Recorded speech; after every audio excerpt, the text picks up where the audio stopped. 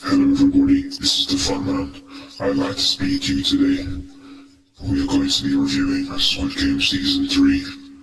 All of me, or Reeks will be doing that. Have fun, get some snacks, and enjoy the game, or you die. Yo guys, it's Reeks. Welcome back to another video. Today we're going to be reviewing Squid Game Season 3, as the front man just said. Now, I have a lot of good things to say about this season, and I think that I'd say this season is just below Season 1. I find this season a lot better than Season 2, because Season 2 left off cliffhangers that we didn't get answers to. So I find this season the answer to, let's say, most of the questions we had at the end of Season 2. Now, Season 1 has to be the best season because it's what started all of the Squid Games. It was what had everyone going crazy online. After Season 1, everyone was like, I immediately want to see a Season 2, including me. Season 1 came out back in like 2021, so it's been that long since Season 1 came out. Then we had Season 2 that came out last year, I think on Boxing Day, I think. And then we had this season, Season 3, come out on the 27th of June. So now we have every season, and that's the end of the show. But at the end of the video, I want to talk about something that they teased at the end of this season. So I just want to say first, my positives of Season 3 is that most of the characters, not all of them, most of the characters were pretty great. They had quite emotional moments. This is a spoiler video too, so if you guys don't want to hear spoilers, then just don't watch the video, because most of me talking is going to be me talking about spoilers. So if you don't want to hear any of that, then just don't watch the video. I'll literally put text here that says spoilers, just so you people know. Okay, so the first game in this season is the hide and seek, which is my favorite game of this season. My favorite game of last season was probably the one where they're on like the circle thing that spins around and the music's playing. The gonna get ding a ding, that song, you know. Yeah, that was pretty great because Thanos, the crazy like purple hair guy from the last season, he was like one of the best characters for me last season. His character was pretty funny. So it was sad that he died in the last season, but when you have a character as dumb and silly as him, he's destined to die, isn't he? So I wasn't really surprised that he did. But yeah, a character that I didn't like in this season and also last season was the other weird guy, like the sidekick to Thanos, like the really crazy guy. I'll try and put a picture of him here if I can remember how he looks. But he was like a psychopath. He said he hated Thanos, and Thanos was taken, like, you know, he had like the neck, he wore something around his neck like a cross. When he opens up the cross thing, he has like little pills inside it, and when he takes the pills, he claims that it gives him more energy and more adrenaline for when he's passing the games. So when Thanos dies in the last season, the sidekick weird guy takes the pills and he uses them himself to pass some of the games. Well, he claims that they help him, but all it does is just make him murder more people and just be more of a psychopath. So that's his excuse. But you have him, he's probably my least favourite character, as well as like the old man. I'll try and put a picture up of him too, but I didn't like his character as well, because he was just pretty annoying, and he kept saying like, he kept voting to keep the games going on because all he cared about was the money. He didn't care about other people's lives, didn't care about people dying, loads of crazy stuff going on. He just did not care. So I did not like his character. Jihan is still my favourite character. He's my favourite character throughout all 3 seasons, but my second favourite character of the show was still, I think his name was Ali from season 1, because his character was just like, he was like more like emotionally attached to B. He was more like emotionally attached to think about, because his death in season 1 was really sad, how he got betrayed by Sang Woo. So yeah, that at the end of the marble game. This is why I love season 1. I know this is a season 3 review, but season 1 it's still the best of all of the other seasons that came after that. That's all I'm saying. But we're going back to season 3 again. Another thing that surprised me in this season was, I had a feeling that when there was a woman or a girl in the game that was pregnant, I knew there would be trouble with that. Either the girl would be struggling to pass the games because she's pregnant, but not only is she pregnant, but she's about to be due to give birth, which makes the games even more intense. So you have that. And like, a thing that surprised me was in the first game of this season, the old lady with her son and the like trans girl as well, her character, they all go like lock each other inside the room, and she's obviously saying like, I can't stand up anymore, I need to give birth. So she's holding on to like the old woman's hand, whilst the trans girl is like holding off the door so that the people that are seeking to come after them don't come in the room and murder all of them. But then the person locks the door, and then she comes and helps the girl that's giving birth too. So they're all holding her hands together, and she's giving birth. That also be like the most intense scene of the season, because like another thing is that the pregnant girl, she's not there by herself. Her loved one is with her too. Well, not her loved one now, they're not together anymore, but the boy that she used to love is also there in the games. But I don't know why he's there, because he must just be there for the money too, for his own personal reasons. But I don't think we really found out why he's there, except for just for the money. But you have that too. But by the end of that first game, oh yeah, and another character too. Oh my god. Oh, the weird crazy, like the one that kept like leading the other people in her group. She made like a cult. She was like, if you follow me, you won't die. If you follow me, if you follow the way of like, not a religion, what was it again? I can't remember what it's called, but there's a word for it, what she is. But she's always talking about like following the gods and like heaven and earth and whatever. So there's a part where she's a hider with her following people that are following behind her. They're all praying, oh, I really want to win. So they're all following after her, and she stops for a second. She's like, may the heavens, may the gods, may the gods on earth, whatever you want to call it, please help me find the way out of this game. So then she does that, and she turns the direction in which she thinks will get her out of the game.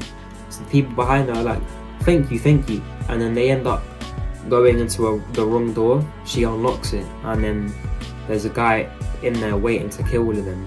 She's like, oh, I'm getting out of here. So she just runs off, and she lets everyone that was following after her just they're dead. That's it, they're just dead. So I didn't like her character either. I'll try and find a picture of her too, but she was just the crazy lady. Same as the girl from the woman from season 1 that had sex with the like, what is his name called again? The other crazy guy. I think he had like a tattoo on his cheek or something. I'll try and get a picture of him too. I actually liked his character. I thought he was like crazy, but I liked him. I still think he's better than Thanos. Now, I know most people like Thanos, but I kind of preferred the guy from season 1, because he literally did whatever it took to beat the games. He would pick up people and push them off because he's too impatient to wait for them to cross on the glass bridge game when he couldn't wait for them to cross before him, so he just pushes them off so that he can get in front of them. And then by the end of this glass bridge game from like season 1 episode 7, I think, the girl that he had sex with, she betrays him. She grabs onto him and then they both fall to their deaths. But back to season 3, the ending was very intense too. I did like the ending, but I do have a few issues with it. Like the last game being, like, I felt like most of the games in this season had to do with like height, people dying from a height. Because the first game, not only did you have people, like the Seekers were given the knives to stab people, you had that way of killing people, but also if you open a key, the hiders that were given keys, when they would open the doors, if they open the wrong door, they can fall to their deaths if they don't look, because down below is like a very deep place where they can just fall and die. So in that first game, that was to do with falling to your death. Then in the second game, it was the one where the 2 dolls on each side, as well as the bridge thing in the middle, you had to cross over the bridge, whilst the dolls, they were like doing that, and it was like a jump rope, so the players would have to jump over the rope as it's going round and round. I think that game was good too, but I feel like I could have beaten that game. Now I'm not, okay, hear me out, okay? I could probably beat that because I'm athletic, so I'd be able to jump and keep the pace at jumping so that I don't get my feet knocked over by the rope and then fall to my death, because that game has to do with falling to your death too. And what do you think the final game has to do with? Falling to your death.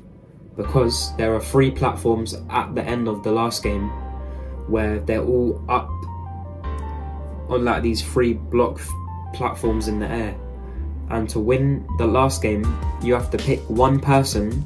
So you start at the first platform, you have to kill one person, you have to press the green thing on the bottom of the platform to activate it. You have to kill someone by throwing them off the edge. Then after that, you move on to the next platform, you have to kill someone on there, then you move on to the final platform and then you kill someone there. So on the first platform, they kill a random guy because the boyfriend, because the girl that was pregnant, she died in the second game, the jump rope, because at the end of the first game, she ends up hurting her ankle. So she's not able to jump over the jump rope, so she dies. Her death was really emotional too, because Jihan had her baby. Because she couldn't run over and jump over the ropes, Jihan took her baby and jumped over the ropes whilst carrying the baby in his hand. And before the girl dies, she makes a promise. She says, "Promise me you'll look after my baby."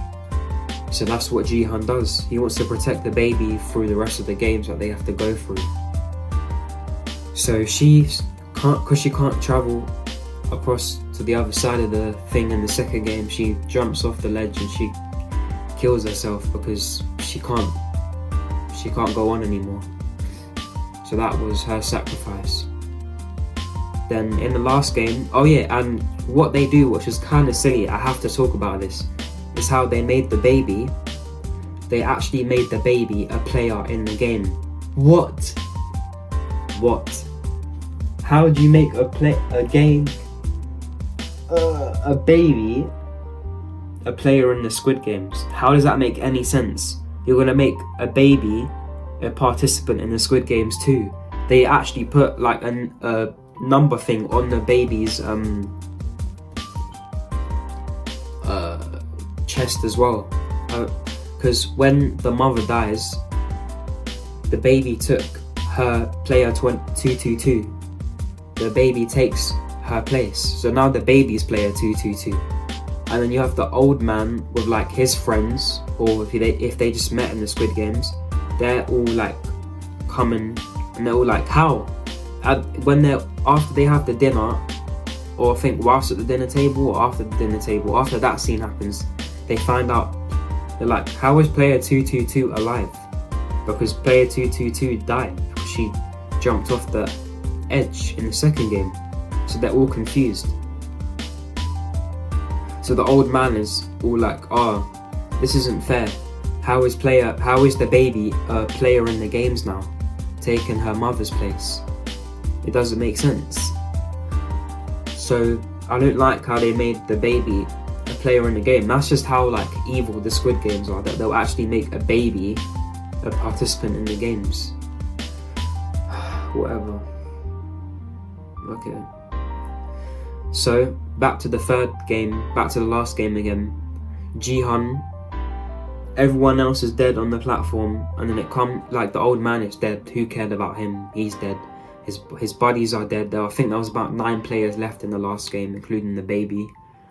222 makes no sense, but yeah. So on the last platform, it's just him, the baby, and the father of the baby, the boy that was with the girl. So yeah, when it comes to the third platform, when they move across from the second platform to the third platform, the guy walks over to the last platform first, and he says, hand over the baby to me. And Jihan's obviously like, no, because he doesn't know what he's going to do with the baby. He doesn't know if he'll jump off with the baby or if he'll sacrifice his own child just to beat the Squid Games so that Jihan and him will be the winners. But what he does is he betrays Jihan on that last platform, and they both fight each other whilst the baby's on the floor. And this was so sad. I knew it was going to happen. The moment because when they're fighting each other, the guy like falls off the side of the cliff. Jihan is trying to hold on to him, but he lets go of him because like, we don't need that guy anymore. So he lets go of him, but it was so heartbreaking because he realizes that he didn't even press the button first before the guy fell off the cliff. So that means that his death didn't count and that him and the baby can't win. So do you know what has to happen next? Because Jihan is a good guy, he presses the green button to start the game, and because he's not going to let the baby die, he jumps off the cliff and sacrifices himself so that the baby can live and be the Squid Game winner. Jihan is dead. No more. His character arc is done. He stayed the good guy. He could have beat the Squid Games because there's a moment before the last game and after the dinner table thing takes place where the Squid Game guards take him to a room where this Squid Game frontman is in, and the frontman reveals to Jihan that it's him in season 2 that they were friends with. So Jihan's obviously shocked by this. He's like, how the hell? He did not expect this to happen. And the frontman says to him, if you take this knife, you can kill the old man and the other people so that you can be the winner of the Squid Games. So Jihan was thinking about doing that when he came back to when they're all asleep. So he's holding a knife against the neck of the old man. I didn't even care if he actually did kill him, but he decides not to kill him because he's a good guy and Jihan wouldn't do anything like that, which I like because he's not losing everything. He does lose his stuff because he did still kill the guy in the first game, this hide and seek game, because he feels he was responsible for the deaths of the people at the end of season 2 when the shootout was happening between everyone and the guards. That was sick. That was the best. I think that's one of the best scenes of the show. We just have a shootout between the guards and the players when the players just steal the guards' guns and they just guns blazing, killing, shooting everybody. That scene was sick, honestly. Like one of the best scenes of the show. But the best scene in the show is Jihan's sacrifice. It has to be the best. So that's all I have to say about season 3. Oh yeah, and one more thing to talk about is I didn't like the fact that the detective, the one that was trying to find the Squid Games with his buddies on the boat, he doesn't find the Squid Games where it's being held until the last episode in the show, where he goes in the Squid Game right after the game's taking place. He breaks in there, he sees his brother. After Jihan's dead, he's just lying on the floor at the bottom, as well as everyone else's dead bodies, and the baby is just there on the last platform by itself. The front man comes into the room, he goes up onto the platform, he picks up the baby, and whilst he's holding the baby, the detective is holding the gun. He shoots the glass so that his brother can see him. His brother looks up at him. He doesn't really react. He doesn't say anything. They don't say anything to each other, but they're brothers. They don't even say anything to each other when they see each other. The front man just looks at him blankly. Doesn't say a single word to his younger brother. And that's it.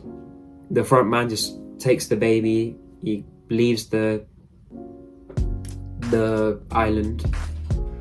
And the detective leaves too. And just before the front man leaves, there's bombs across the island. He plants the bomb, and then the island just explodes, leaves no evidence behind, just explodes. Everyone on the island is basically dead now, except for maybe some of the guards that left the island before the explosion, and the front man, as well as the detective and the baby. So by the end of the show, it cuts to like 6 months later, and we see the front man go to LA in the United States, and he visits Jihan's daughter, and he gives her a gift which has a card, and the card, when she opens it, is the money that Jihan won from the Squid Game, because the front man didn't have to give his daughter the money, but I feel like in a way he felt emotionally connected to Jihan in a way, because he feels bad that Jihan sacrificed himself for the baby, so he gave Jihan's daughter the money. So technically there's 2 winners, because the baby took most of the money, as well as Jihan's daughter. So now Jihan's daughter has the money from the Squid Games. And the front man leaves in the car as the girl looks to see, how the hell do I have all this money? So now the final scene in the entire show has the front man in the car going across the street, and he looks at an alleyway in the distance, and he sees an American Squid Game recruiter playing the same game in season 1 that Jihan first did to be in the Squid Games, where I forgot the name of the game. It's the card throwing game where you have the blue card and the red card, and you throw one of the card onto the other card and try and flip it over, but when you don't flip it over, you get slapped across the face. You see that game taking place, and it's basically hinting that they're going to have an American Squid Games because it's in LA. I don't know if the actual games will take place in LA or somewhere else in America, but that's quite exciting. I don't know if other people would like the American Squid Games as much as the South Korean one, but I'm not really sure. But in my opinion, I'd say this was still a strong season, my second season in the show. I have to rank season 1 first, season 3 just below it, and then season 2 being the weakest, just because the cliffhanger ending and some things just weren't really solved by the end of it. Oh yeah, one more thing I forgot to say. I'd rate this last season a 9 out of 10. A 9 out of 10. Because it was great.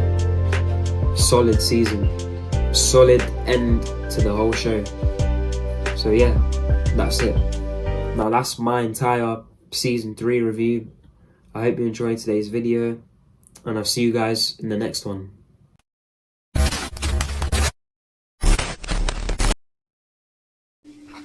Hello, this is the front man speaking again. I'm here to say, make sure to leave a like and subscribe to Reeks. But anyways, I will see you guys in the next video.